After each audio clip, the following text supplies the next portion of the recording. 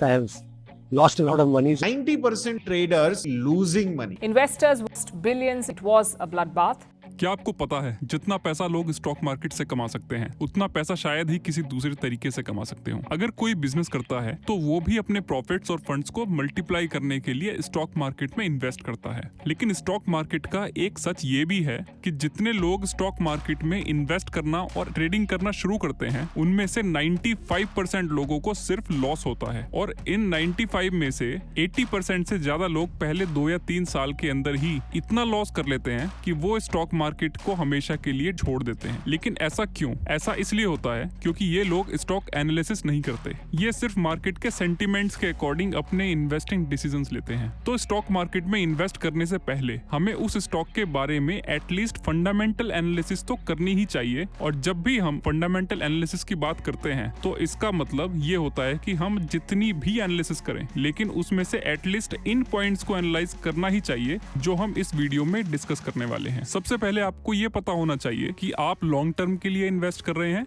या आप short term के लिए सिर्फ ट्रेडिंग करना चाहते हैं। तो अगर आप सिर्फ ट्रेडिंग करना चाहते हैं तो आपको स्टॉक की टेक्निकल एनालिसिस करनी पड़ेगी, जैसे चार्ट रीड करना, पैटर्न रीड करना एक्सेट्रा। लेकिन अगर आप लॉन्ग टर्म इन्वेस्टमेंट करना चाहते हैं तो उस स्टॉक की फंडामेंटल एनालिसिस करनी पड़ेगी। तो फंडामेंटल एनालिसिस भी 2 टाइप्स के अप्रोच के साथ की जा सकती है। Number 1 bottom to top approach and number 2 top to bottom approach. तो यहाँ हम टॉप टू बॉटम अप्रोच को डिस्कस करने वाले हैं, जिसमें number 1 industry analysis, number 2 business analysis, number 3 fundamental analysis, number 4 valuation analysis and number 5 management analysis. किसी paint company का एग्जांपल लेते हैं और इसे सिंपल वर्ड्स में कहें तो हम सबसे पहले बात करेंगे पूरी पेंट इंडस्ट्री की, उसके बाद बात करेंगे उस कंपनी के बिजनेस की जिसके शेयर्स की हमें एनालिसिस करनी है, फिर हम बात करेंगे कंपनी के फंडामेंटल्स की, उसके बाद वैल्यूएशन की और लास्ट में कंपनी के मैनेजमेंट की। तो इस पैटर्न में एनालिसिस करने को हम टॉप टू बॉटम अप्रोच कहते हैं या रिवर्स पिरामिड अप्रोच कहते हैं। Now number 1 industry analysis. Let's take an example.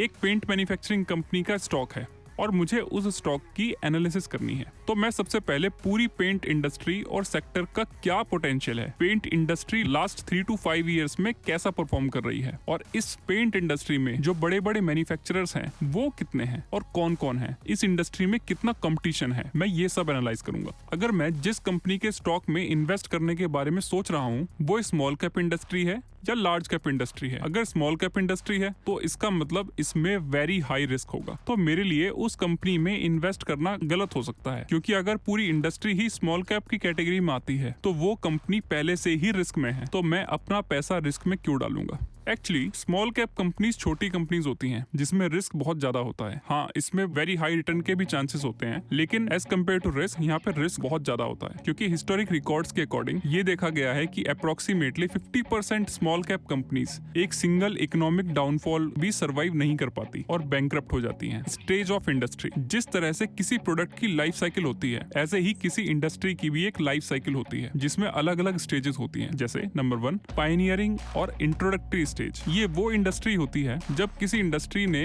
Market में पेनिट्रेट करना शुरू ही किया होता है। जैसे आजकल देखा जाए आर्टिफिशियल इंटेलिजेंस, एआई इंडस्ट्री अभी शुरू ही हुई है और अभी लोगों ने एआई के बारे में थोड़ा जानना शुरू ही किया है। तो अभी एआई इंडस्ट्री बिल्कुल इनिशियल फेज में है और आगे इस इंडस्ट्री के पास बहुत स्कोप है ग्रोथ करने के लिए। जब कोई इंडस्ट्री अपने पायनियरिंग स्टेज में होती है तो उस टाइम आपको कंपनीज के स्टॉक बहुत ही रीजनेबल प्राइस पर मिल जाते हैं और यहाँ अगर आप इन्वेस्ट करते हो तो आपको कुछ टाइम के लिए हो सकता है बहुत कम रिटर्न्स मिले, लेकिन जब यही इंडस्ट्री ग्रोथ स्टेज में पहुंचती है तो आपको हाईली इंक्रीमेंटल रिटर्न्स मिलने शुरू हो जाते हैं। Second, growth stage. Growth stage वो स्टेज है जिस स्टेज में बहुत से प्लेयर्स उस इंडस्ट्री में आ जाते हैं और ये सभी प्लेयर्स ग्रो कर रहे होते हैं क्योंकि अब लोग उस इंडस्ट्री की तरफ अट्रैक्ट होने लगते हैं और इसलिए वो इंडस्ट्री बहुत जल्दी ग्रो होने लगती है। Number 3 mature stage. Mature stage एक सैचुरेशन स्टेज होती है जिसमें इंडस्ट्री अपने पीक लेवल पर पहुंच जाती है और वो आगे ग्रो नहीं करती। Fourth, declining stage. और डिक्लाइनिंग स्टेज वो स्टेज है जहां लोगों का इंटरेस्ट उस इंडस्ट्री से खत्म होने लगता है और इस स्टेज में वो इंडस्ट्री लॉस बियर करना शुरू कर देती है। Next, revival stage. Revival stage सभी इंडस्ट्रीज के लिए नहीं आती। मान लीजिए कोई टेक्निकल सेक्टर या इंडस्ट्री थी जो पहले तो बहुत अच्छा कर रही थी लेकिन कुछ टाइम के बाद वो टेक्नोलॉजी पुरानी हो गई जिसकी वजह से वो इंडस्ट्री डिक्लाइनिंग स्टेज में आ गई। लेकिन फिर कुछ इंजीनियर्स ने उसी टेक्नोलॉजी को कुछ अपडेट कर दिया और वो फिर से लोगों को पसंद आने लगी और अब यहाँ से वो इंडस्ट्री रिवाइवल स्टेज में आ गई। तो जब आपने ये सारी डिटेल्स एनालाइज कर ली, फिर उसके बाद सेकंड आता है बिजनेस एनालिसिस। बिजनेस एनालिसिस में आप उस कंपनी के बारे में डिटेल्स निकालेंगे और एनालाइज करेंगे कि वो कंपनी प्रॉफिट कैसे जनरेट करती है। क्या वो सिर्फ अपने प्रोडक्ट सेल करके प्रॉफिट जनरेट करती है, या वो कोई सर्विसेज भी देती है जिसका वो चार्ज करती है। आप जिस कंपनी के स्टॉक की एनालिसिस कर रहे हैं उसके कितने और कौन कौन कॉम्पिटिटर्स हैं, क्या इस कंपनी के पास कोई कॉम्पिटिटिव एडवांटेज है, मतलब कुछ ऐसा एडवांटेज जो इस कंपनी के कॉम्पिटिटर के पास ना हो।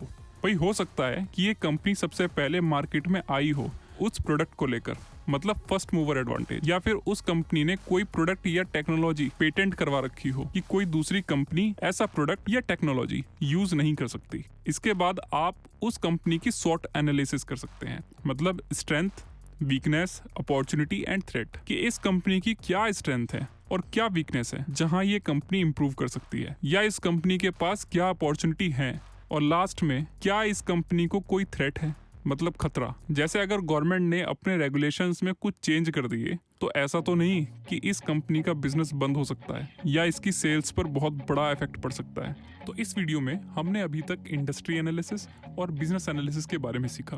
तो अगर हम इन दोनों एनालिसिस को प्रॉपरली करते हैं तो आप ये समझ जाइए आपने ऑलमोस्ट 30 to 40% आपने एनालिसिस कर ली है। इसके बाद हम valuation analysis, management analysis and fundamentals of that हम डिस्कस करेंगे नेक्स्ट पार्ट में। So stay tuned for that. तो आपको ये वीडियो कैसा लगा कमेंट्स में जरूर बताइए, और प्लीज लाइक एंड सब्सक्राइब।